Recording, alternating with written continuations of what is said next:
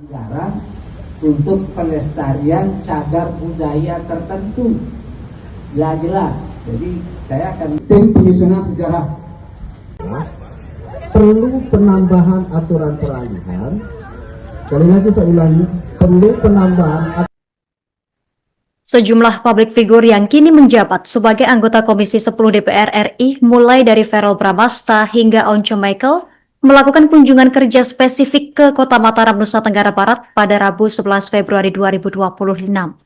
Kehadiran rombongan ini bertujuan untuk meninjau langsung kondisi serta pengelolaan cagar budaya Taman Mayura di jantung Kota Mataram.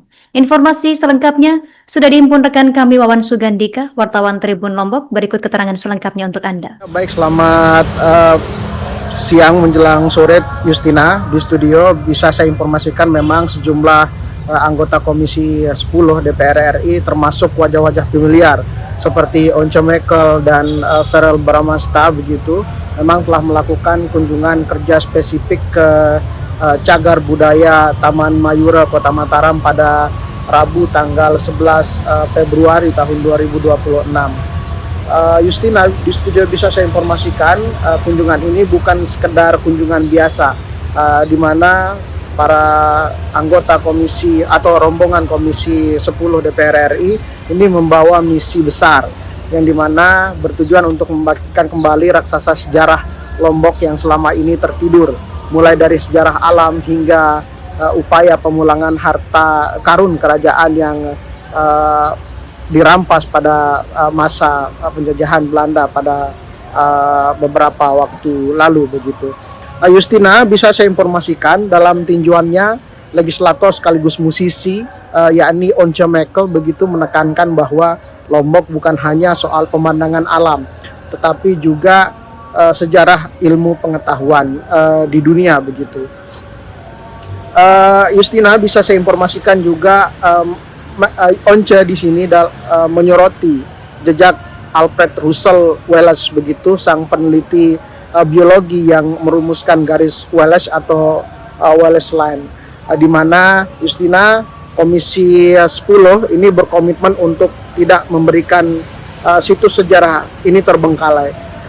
Once juga memastikan bahwa DPR RI akan khususnya di Komisi 10 ini akan mengawal ketat alokasi anggaran dan kebijakan agar tepat sasaran ke depannya begitu. Ia juga menegaskan pentingnya kolaborasi di mana kebijakan kebudayaan harus melibatkan masyarakat adat, kemudian pegiat budaya dan para ahli, bukan diputuskan sepihak begitu. Justina, bisa saya informasikan juga hal yang paling menarik perhatian adalah pemaparan dari Boni Triana, anggota Komisi 10 yang juga ahli sejarah ini mengungkapkan progres repatriasi atau pengembalian benda-benda cagar budaya milik Kerajaan Lombok Karangasem yang kini berada di Belanda itu saat ini sedang diupayakan, di mana dari data sebanyak 335 benda bersejarah termasuk emas seberat 230 kg, kemudian ada perak, perhiasan hingga senjata rampasan Belanda dari Puri Cakranegara pada ekspedisi kolonial tahun 1894 akan diupayakan untuk dipulangkan kembali dan dibawa kembali ke Lombok begitu. Meskipun sebagian begitu telah dilebur di masa lalu, banyak benda penting lainnya yang sedang diupayakan kembali melalui mekanisme G2G atau government to government begitu. Justina, bisa saya informasikan juga Boni mengingatkan agar masyarakat tidak hanya melihat nilai material dalam segi emas atau berlian begitu dari benda-benda tersebut, melainkan nilai pengetahuannya yang dimana diperoleh melalui riset yang mendalam. Boni memberikan perbandingan menarik dengan lapangan Waterloo di Belgia.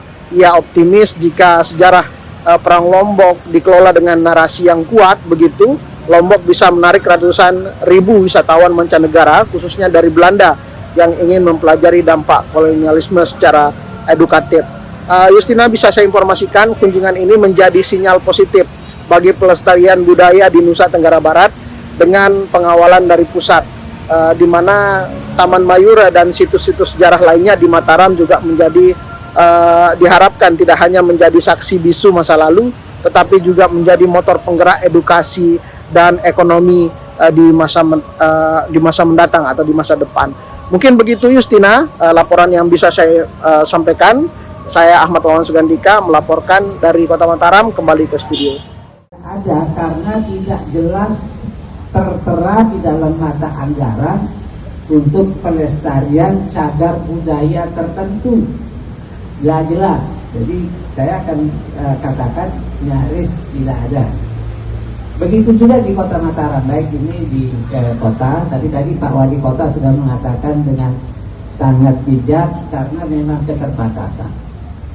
Untuk yang sekarang supaya ada masuk tim dari kami juga di tim penyusunan sejarah. Perlu penambahan aturan peralihan.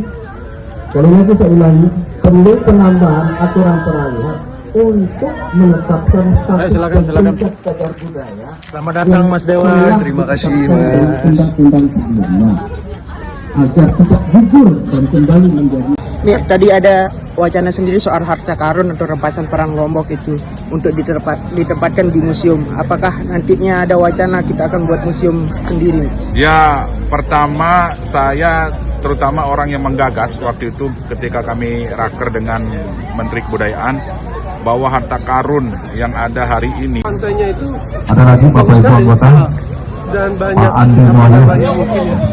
Seperti spot-spot yang sebenarnya bisa dimanfaatkan untuk penderian tempat wisata. Dan memang juga yang kita bicarakan hari ini terkait cagar budaya. Kita selami lagi masalahnya harus dimanfaatkan sejarah-sejarah yang ada di Lombok. Ada ahli biologi yang sangat terkenal yaitu Wallace. Dia pernah hadir di Lombok zaman dulu, mungkin bisa dimaksimalkan nilai sejarah dari pertemuan atau kunjungan Wallace yang katanya 3 bulan seperti ini, terus supaya Lombok bisa dikenal sebagai bagian. Ada karena tidak jelas tertera di dalam mata anggaran untuk pelestarian cagar budaya tertentu. Tidak jelas.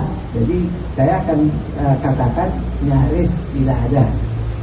Begitu juga di Kota Mataram, baik ini di kota, tapi tadi Pak Wali Kota sudah mengatakan dengan sangat bijak karena memang keterbatasan.